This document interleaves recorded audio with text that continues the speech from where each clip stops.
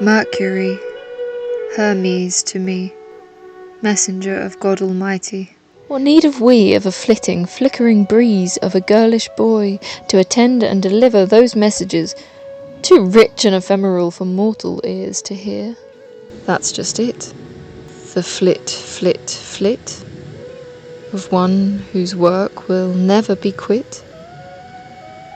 For the tongues change as the days change, so too the tools and the spools of yarn to tie a bow around a fable. Let us be able, the mind must be watched. For what is Mercury if not mind? How do you think? What mechanics run your mental miasma? What mind-forged manacles hold our new century in shackles? Flit, flit. It is oh so quick. Mercurius, he or she, the androgyne, darts to and fro. It sets the nerves on edge. It is our very nervous system incarnate. The brave little one, dancing so close to our father's sun, never straying too far.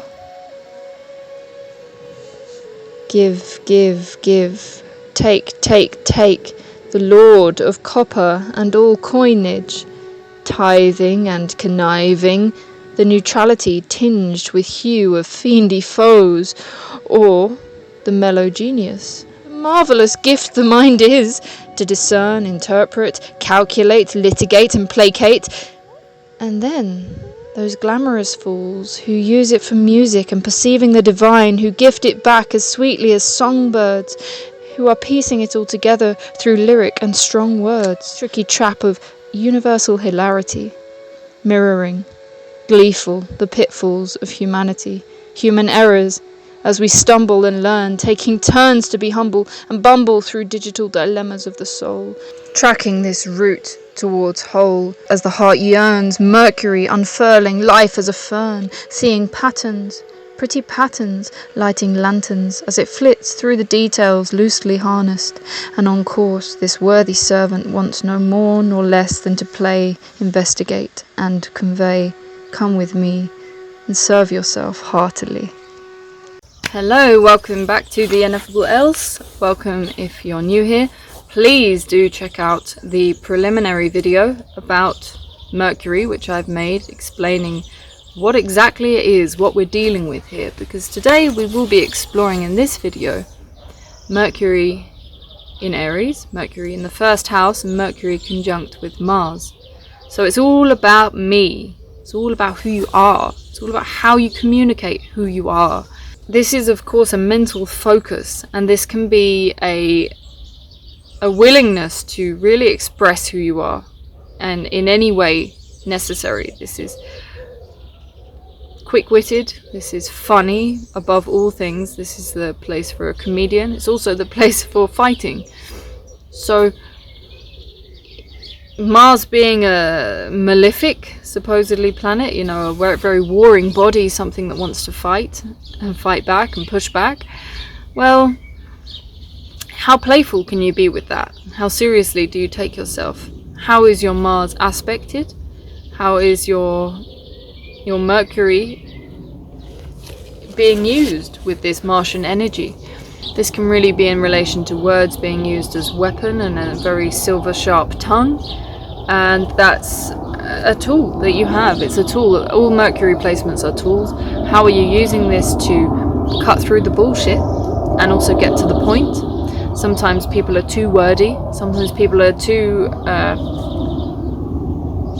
lost in hyperbole, and you can really bring it back to what's happening now, what we're going to do now, in this moment, to resolve this situation. It's very solutions based, even if sometimes it also tends on the side of fighting for the sake of fighting. It depends how you're allowing your Mars to play out through you and your frustrations. It can be a frustrated Mercury, and there can be a certain amount of aggression and assertiveness. With it being the first house, it is about ego and who you are, and you can feel confronted when you want to express who you are and you're not heard. Mercury is about listening, after all.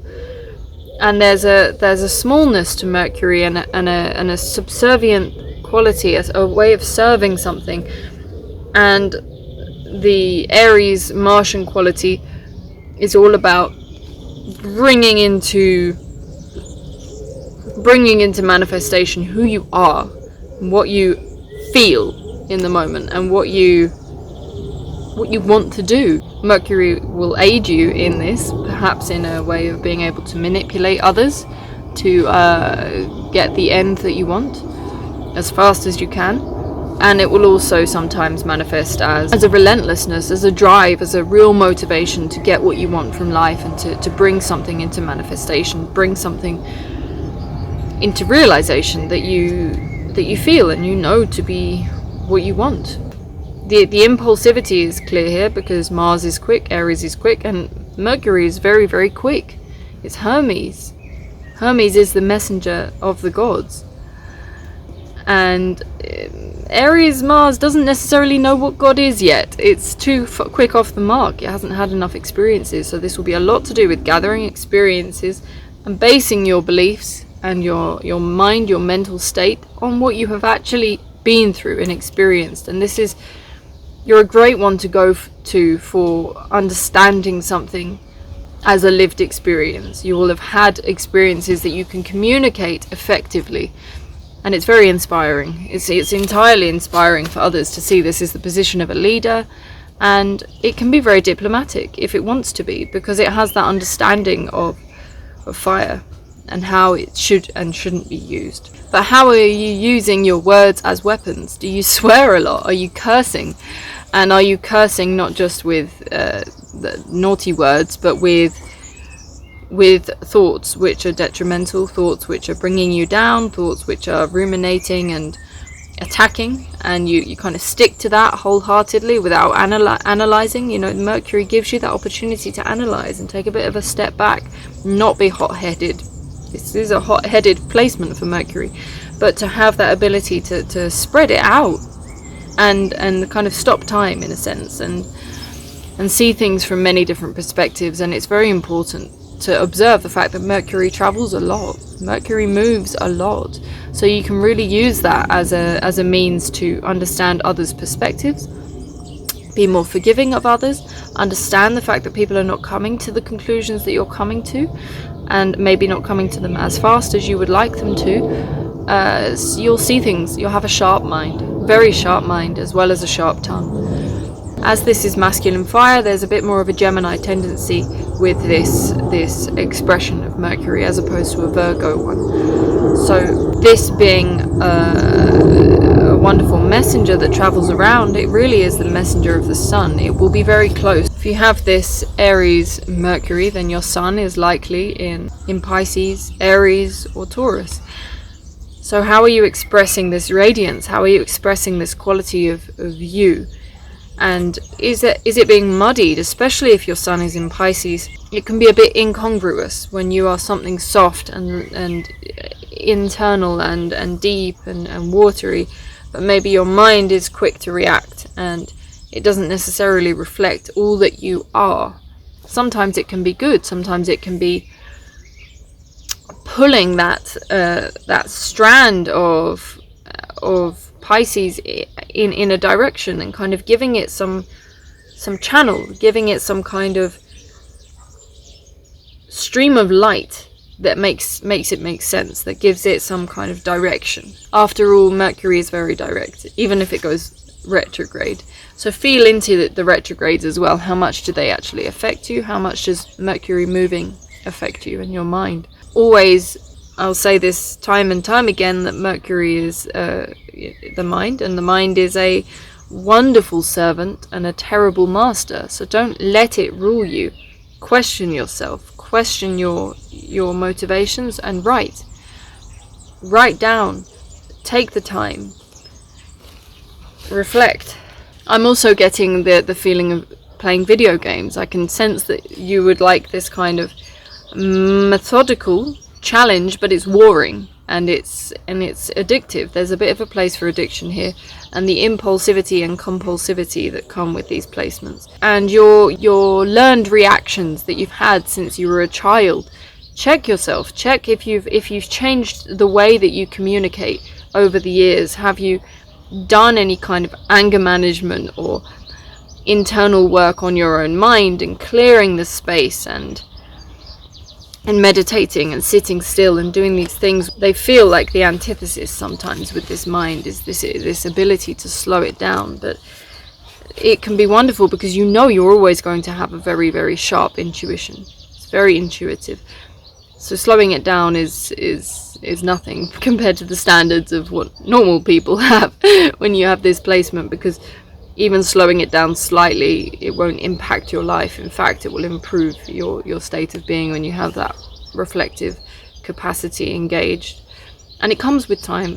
You know, Aries, anything to do with Aries and Mars is about maturation and letting it grow over time and seeing how you evolve this archetype from something that's fairly childish and reactive into something more mature and able to be more strategic. You know, this helps you with strategy, Mercury. The other thing is it's about education and learning, and you can be an autodidact with this. You can teach yourself very easily because you have that initiating capacity to start things and to try things and not need to wait for anyone's permission. That's a fantastic quality to nurture with this placement. I think also this is a great place for a musician because it's that fire in your belly and being able to purely relay the thought and the emotion married together in this kind of heart space that is present with Aries. I love the simplicity of Aries. I love the simplicity and the direct nature and the way it will see things. It's not that it sees things in just black and white. It's that when it sees things in one way, it will be able to wholeheartedly go with that. And it's that cardinal moving energy, moving forward, where it's not particularly attached to that thought, but it's able to take it on, live it, experience it, test it, try it, and then move on if it doesn't work. And that's a fantastic quality of being human, is this ability to test things and to experiment and play. It's so playful. And yeah, how is your humor? This is a very humorous place as well. And are you the class clown? Are you the comedian? You won't really care what people think of you with this placement, because this can have a lot to do with you bettering yourself for your own sake, not for the sake of pleasing another, but for really pleasing yourself and being the best, fullest version of yourself. This is also the place of the trader, the wily salesman, the person who's able to see a good deal and snap it up and haggle and negotiate and bring things down to a fair and reasonable price for you. It's great. It's nothing to worry about here. There's the roaming and unstable quality, the traveler. This is to do with short journeys, really, and how you explore mentally, how you explore physically, how you explore your range, and roaming your range and beating your bounds and just being that explorer, being intrepid and fearless. Of course, there's also this element of distraction and being led astray by Mercury and going down too many unnecessary rabbit holes that don't lead anywhere. And it's good to start things, but try and see when you are just starting and not carrying anything through. Mercury can be too fleeting and quick moving, so sometimes with this placement it's good to look at the deeper, more fixed elements within your chart and kind of rest there. Especially if you've got this Taurus sun, it's nice to use the Mercury to get you up and moving, but use that fixed earth energy to kind of ground you when you need that. They're all tools and mechanisms to be used as and when is needed in accordance with the changing seasons, the changing times, and especially if the world is in chaos, sometimes it's better to find that resting place to be grounded in. So I hope that this was useful for you. I hope that you are going to enjoy exploring Mercury. It's one of those planets that moves a lot, so you can really observe it as much as you can observe the moon. And if you would like to have a reading with me, please visit the website ineffableelse.com and contact me via there. Thank you so much. See you in the next one.